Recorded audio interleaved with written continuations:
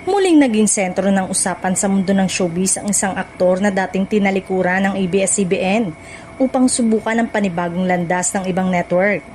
Ngayon ay umugong ang mga espekulasyon na nais umano nitong muling makabalik sa kapamilya. Kasabay ng mga obserbasyong hindi naging kasing aktibo ang kanyang karir nitong mga nakaraang taon. Ayon sa mga kumakalat na haka-haka, hindi umano naging kasing ingay ang karera ng naturang aktor matapos ang kanyang paglipat sa ibang network. Dahil dito, marami ang nagsasabing posibleng naghahanap siya ngayon ng panibagong oportunidad.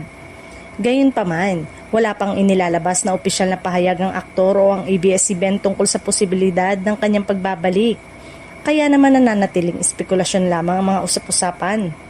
Marami sa kanyang mga tagahanga ang nagsasabing masaya silang makita siyang muling mapabilang sa mga proyektong kapamilya kung sakaling matuloy ang pagbabalik.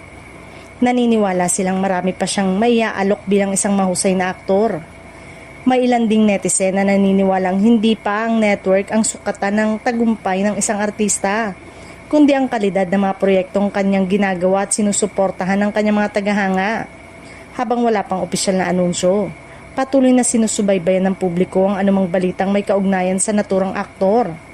Sa ngayon ay hinihintay pa rin ng marami ang kanyang magiging susunod na hakbang sa kanyang karera.